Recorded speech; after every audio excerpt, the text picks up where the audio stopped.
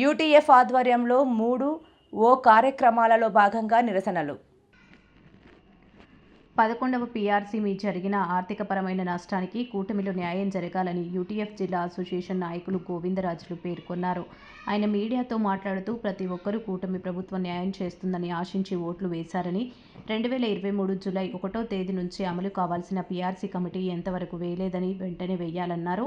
అలాగే ఉద్యోగులు బకాయిలు వెంటనే చెల్లించాలన్నారు. 29% ఐఆర్ వెంటనే ప్రకటించాలన్నారు. ఉద్యోగుల పెన్షన్ బకాయిలను చెల్లించాలని, రూట్ మ్యాప్ను వెంటనే ప్రకటించాలని, సిపిఎస్ రద్దు చేయాలని, 2024కు ముందు నియామక ప్రక్రియ పూర్తయిన వేళ వారికి పాత పెన్షన్ అమలు చేయాలని అన్నారు. నా పేరు ఎన్ గోవిందరాజులు, యూటీఎఫ్ జిల్లా అసోసియేట్ అధ్యక్షులు. ఈరోజు రాష్ట్ర వ్యాప్తంగా ఆంధ్రప్రదేశ్ ఐక్యోపాధ్యాయ ఫెడరేషన్ నిరాదీక్షలు చేపట్టడం జరిగింది.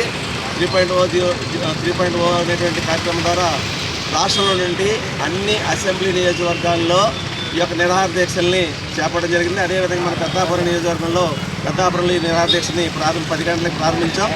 10 గంటల నుండి 4 గంటల వరకు ఈ నిరాదీక్ష మరి చేపట్టడం జరుగుతుంది. రాష్ట్ర వ్యాప్తంగా ఈ నిరాదీక్ష కొనసాగుతూ ఉన్నాయి.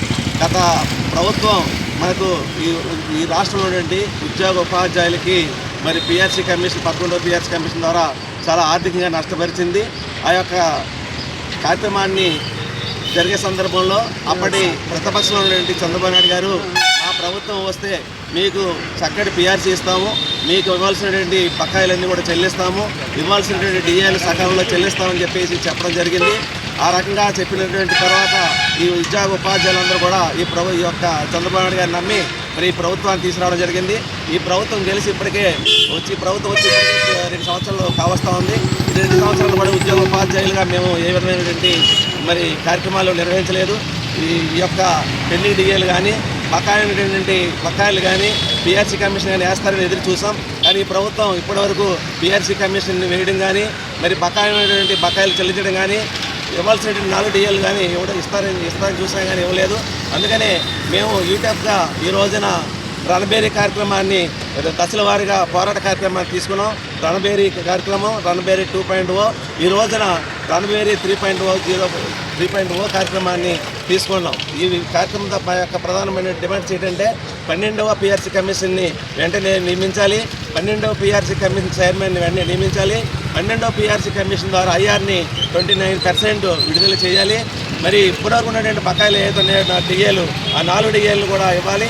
అయితే కొన్ని దఫాలుగా మరి బకాయిల్ని కొన్ని ఈ ప్రభుత్వం వచ్చిన తర్వాత విడుదల చేస్తూ ఉంది, చాలా సంతోషం.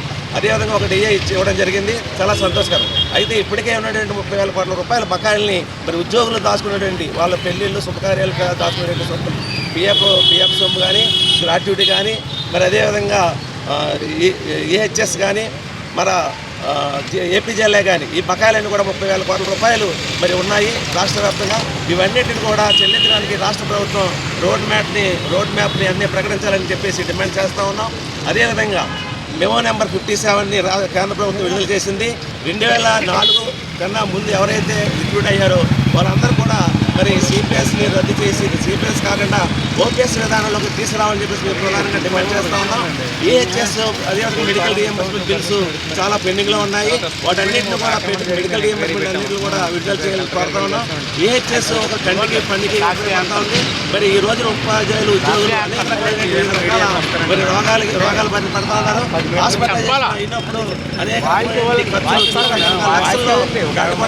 ఆ ఖర్చులన్నీ కూడా మరి భరించడానికి ఉద్యోగులకు ఉపాధ్యాయులకు చాలా కష్టంగా ఉంది.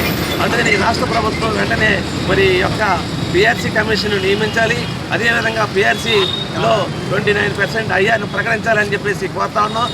బకాయిన డిఏల్ని వెంటనే మరి విడుదల చేయాలని చెప్పేసి ఈ ప్రధానంగా ఈ యొక్క నిరాదీక్ష ద్వారా ఈ ప్రభుత్వాన్ని డిమాండ్ చేస్తూ ఉన్నాం.